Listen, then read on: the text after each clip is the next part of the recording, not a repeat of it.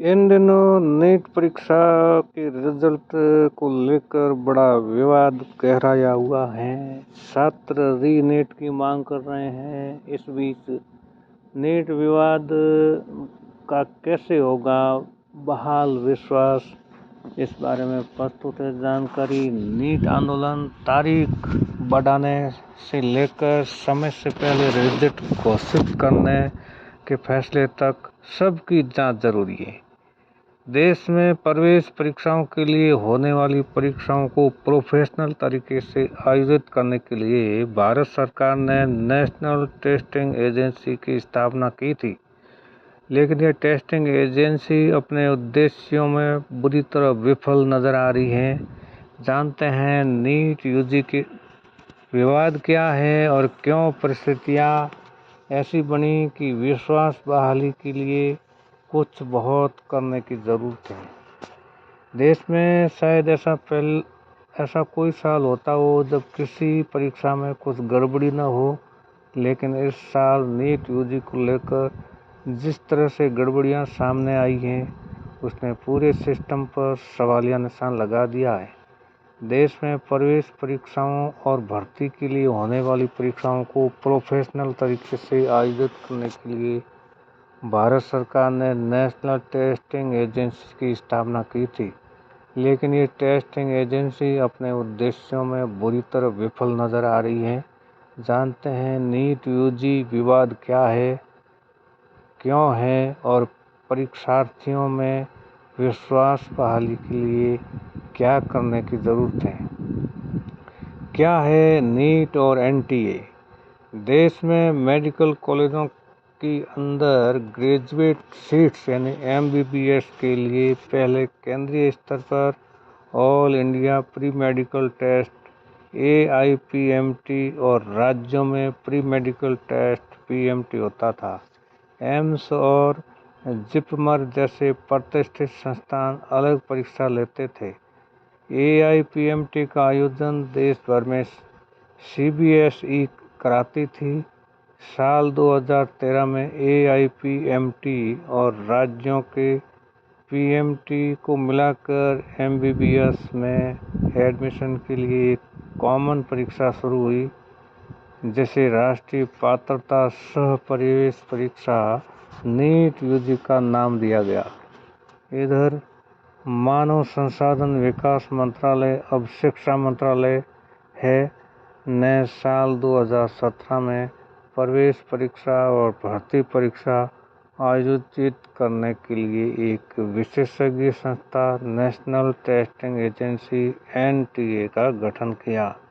साल 2019 में एम्स और जिपमर में MBBS के लिए एडमिशन को भी नीट यूजी से जोड़ दिया गया और नीट यूजी को आयोजित करने की जिम्मेदारी CBSE से लेकर NTA को दे दी गई। नीट यूजी अंग्रेजी, हिंदी, असमिया, बंगाली, गुजराती, कन्नड़, मलयालम, मराठी, उड़िया, पंजाबी, तमिल, तेलुगु और उर्दू सहित 13 भाषाओं में आयोजित की जाती हैं। इस साल नीट यूजी 5 मई को आयोजित हुई थी, जिसमें 4,750 केंद्रों पर 24 लाख से अधिक परीक्षार्थी शामिल हुए थे। नीट यूजी में क्या गड़बड़ी हुई?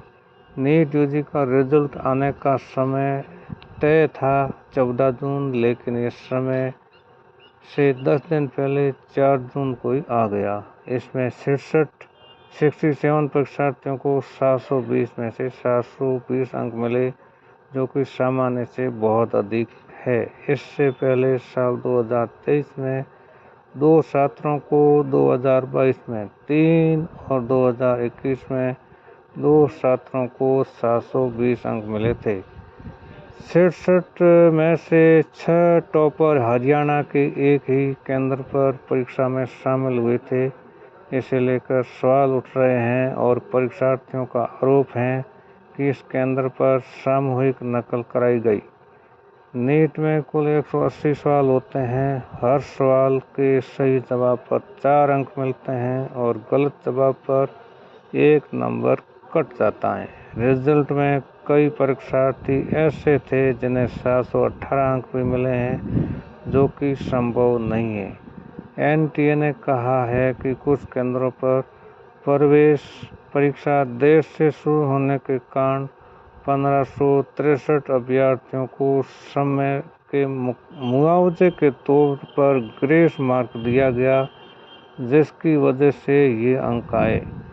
नीट यूजी मामले में सुप्रीम कोर्ट में याचिकाएं दायर करने वाले फिजिक्स वाला के सीईओ अलख पांडे ने ग्रेस मार्क देने के इस निर्णय को मनमाना बताते हुए वे सुप्रीम कोर्ट में है वो याचिका दायर की और सुप्रीम कोर्ट के आदेश के बाद ये ग्रेस अंक वापस ले लिए गए हैं।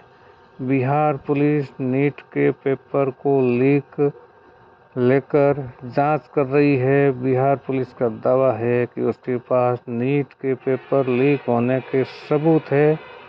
बिहार पुलिस की आर्थिक अपराध इकाई ने 4 छात्रों सहित 13 लोगों को गिरफ्तार किया है। इन पर 5 मई को परीक्षा से पहले उत्तर के साथ प्रश्न पत्र प्राप्त करने का आरोप है। हालांकि एनटीए अब भी पेपर लीक से इनकार कर रही है। इसी तरह गुजरात के गोधरा में पुलिस ने नीट में गड़बड़ी करने के आरोप में 5 लोगों को गिरफ्तार किया है।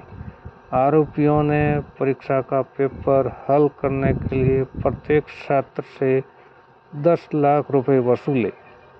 इसकी मॉडल ऑपरेंडी ये थी कि अभ्यर्थी नीट यूजी के लिए एक विशेष केंद्र का चयन करेंगे और परीक्षा के दौरान अपनी ओएमआर सीट खाली छोड़ देंगे। बाद में आरोपियों में से एक, जो उस परीक्षा केंद्र का अधिकारी था, खाली ओएमआर सीट में सही उत्तर भर देता था। इन सब के अलावा नीट यूजी के परिणाम और कक्षा 12 के अंकों के बीच सहसंबंध की कमी, टाई ब्रेकिंग के नियम के बारे में भी सवाल और फिजिक्स के एक सवाल में 2 सही उत्तरों की मौजूदगी जैसे कुछ छोटे छोटे मुद्दे भी रहे हैं। अब क्या होगा? मामला सुप्रीम कोर्ट में है और ये तय है कि नीट के परिणाम को रद्द नहीं किया जा रहा है। जिन 1563 अभ्यर्थियों को पहले ग्रेस मार्क दिया गया था और बाद में वापस ले लिया गया, उन्हें विकल्प दिया गया है कि 23 जून को दोबारा परीक्षा दे सकते हैं। दोबारा परीक्षा के परिणाम 23 जून को घोषित किए जाएंगे। यदि अभ्यर्थी दोबारा परीक्षा नहीं देना चाहते हैं तो उनके पिछले अंकों को बिना ग्रेस मार्क के परिणामों के लिए इस्तेमाल किया जाएगा। एमबीबीएस, पीडीएस और अन्य पाठ्यक्रमों में प्रवेश के लिए काउंसलिंग 6 जुलाई को शुरू होगी। इधर पेपर लीक के आरोप में बिहार पुलिस की जांच जारी है। ईओडब्ल्यू का दावा है कि उसने 13 लोगों की एक सूची बरामद की है जिन्हें परीक्षा माफिया ने लाखों रुपए के बदले पेपर और जवाब दिए थे। इसमें से 4 लोगों को ईओडब्ल्यू ने गिरफ्तार कर लिया है और शेष 9 उम्मीदवारों को नोटिस जारी किया गया है। इसमें से एक यूपी और महाराष्ट्र हैं, जबकि 7 बिहार के विभिन्न जिलों से हैं। सुप्रीम कोर्ट के एडवोकेट विराग गुप्ता कहते हैं, सरकार ने पहले कहा कि कोई गड़बड़ी नहीं हुई और अब शिक्षा मंत्री ने स्वीकार किया है कि कुछ खामियां हैं। सुप्रीम कोर्ट के आदेश के बाद ये साबित हो गई है कि दाल में कुछ काला जरूर है। अब कुछ सवालों का जवाब मिलना जरूरी हो गया है। पहला, नीट परीक्षा के लिए आवेदन की तिथि बढ़ाई गई थी। क्या टॉप करने वालों में से इस बढ़ाई गई तिथि में आवेदन करने वाला भी कोई परीक्षार्थी भी है? बाद में जिन लोगों ने फॉर्म भरा उन लोगों के सेंटर क्या थे और उन लोगों की रैंकिंग क्या थी? डाउट कनेक्ट करने के लिए ये जानना बहुत ज़रूरी है। दूसरा, रिजल्ट के समय से पहले घोषित करने के फैसले पर किसने हस्ताक्षर किए? कितने दिन पहले आदेश दिया गया। तीसरा, बिहार पुलिस और गुजरात पुलिस एनटीए से जो जानकारी मांग रही है वो उन्हें उपलब्ध कराया जाए। गुप्ता कहते हैं कि ये सिर्फ नीट से जुड़ा मामला नहीं है। एनटीए इंजीनियरिंग कॉलेज के लिए आयोजित होने वाली प्रवेश परीक्षा, जेईई, केंद्रीय विश्वविद्यालयों में प्रवेश के लिए होने वाली परीक्षा सीयूईटी समेत कई परीक्षाएं आयोजित करती हैं। इससे पूरे देश में लोग प्रभावित होते हैं। इसलिए इस मामले में जो भी आरोपी हैं, देश हित में उनका नार्को टेस्ट होना चाहिए और जो लोग भी दोषी पाए जाए उन पर सख्त एक्शन लिया जाए ताकि भविष्य में इस तरह की घटना न हो और सिस्टम में लोगों का भरोसा लौटे। धन्यवाद।